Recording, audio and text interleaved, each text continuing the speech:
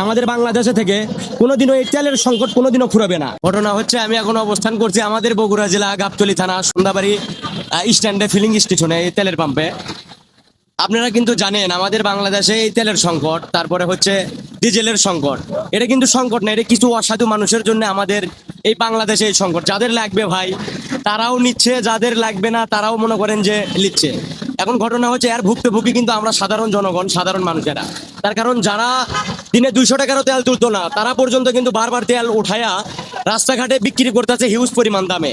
এখন যারা দূর দূরান্ত আছে তারা কিন্তু আসার পরে এখানে তেল যখন না পায়, ওই পাম এলাকা ভিত্তিক যাদের বাড়ি আছে তারা কিন্তু তাদেরকে বলে, ভাই আমার কাছে তেল আছে 1 লিটার তেলের দাম 400 টাকা লাগবে। তারা কিন্তু নিরুপায় হয় ওই 400 টাকাতে তেল নিয়ে চলে যায়। আপনারা সোশ্যাল মিডিয়ায় কিন্তু দেখতে পাচ্ছেন যে যারা মনে করেন যে তেল একবারই লাগবে না, 1 লিটার 2 লিটার হলে সারাদিন চলতে পারবে, তারা কিন্তু টাঙ্কি পর্যন্ত ফুল করে ভিডিও করে মনে করেন যে ফেসবুকে সোশ্যাল মিডিয়া ছাড়তেছে। আমার এই পিছনে সিরিয়ালগুলো দেখলে আপনারা বুঝতে পারবেন যে কতটুক সিরিয়াল।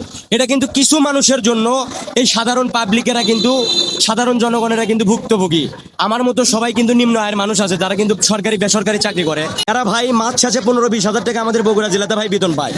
দিন যদি দৈনিক যদি 1 লিটার তেল খোলায় বাজার থেকে আর 400-500 টাকাতে কিনে, মাছ শেষে আর বৌসলকে খাওয়াবে কি, আর নিজে পিনদেবে কি, কি করবে কি?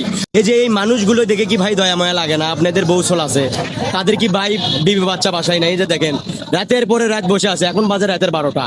তাই আমি আমার ভাই বিরাদারের উদ্দেশ্যে বলবো যে আপনারা একজন হয়া 10-20 লিটার তেল যদি রিজার্ভ করে রেখে দেন, আমাদের বাংলাদেশে থেকে কোনোদিনও এই তেলের সংকট কোনোদিনও ফুরাবে না। কিছু কিছু বাইকারদের আমি একটা কথা রিকোয়েস্ট করবো যে ভাই আপনারা খোলাই বাজার থেকে তেল কিনা বন্ধ করে দেন।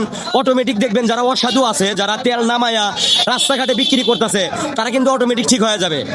আমি যদি 2-1 দিন তাদের থেকে তেল না নেই বা খোলাই বাজার থেকে না কিনি, এই সন্ধ্যের পরেই এইগুলো পাম্পে আসলেই কিন্তু আপনারা তেল পাওয়া যাবেন। হয়তো একটু কষ্ট হবে, কিন্তু এই ভোগান্তির থেকে আমরা কিন্তু সবাই দূরে থাকার চেষ্টা করব, বা এই ভোগান্তির থেকে অত্যন্ত আমরা বাঁচতে পারবো। তা যাই হোক, সর্বশেষ একটা কথাই বলতে চাই, আপনারা এই তেল যদি নিতে চান সন্ধ্যের পরে কিন্তু আমাদের বগুড়া জেলার ভিতরে যারা আছেন, এলাকা ভিত্তিক যারা আছেন, কয়েকটা পাম্প আছে, এই পাম্পে এসে আপনারা যোগাযোগ করবেন বা খোঁজ নেবেন, বা অন্য মানুষের বা আপনার বন্ধু বান্ধবের নাম্বার নিয়ে তাদের সাথে যোগাযোগ করবেন যে তেলের গাড়িটা কখন আসে। তারপরেও খোলাই বাজার থেকে আপনারা তেল নিয়ে সেই সিন্ডিকেট করার ভাই আর সুযোগ করে দিয়েন না।